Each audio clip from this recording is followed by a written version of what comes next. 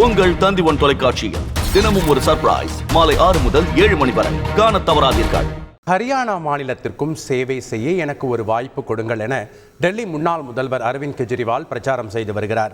ஹரியானா மாநில சட்டசபை தேர்தலை முன்னிட்டு ரோட் ஷோ நடத்திய அரவிந்த் கெஜ்ரிவால் அங்கு திரண்டிருந்த மக்கள் முன்பு பேசும்போது, என்னை பாஜக ஜெயிலில் அடைத்ததற்கு முக்கிய காரணம் நான் கடந்த 10 ஆண்டுகளில் டெல்லியில் ஏழை குழந்தைகளுக்காக அரசு பள்ளி கட்டியதும் மின் தடையை சரி செய்ததும் தான் காரணம் என்றார்.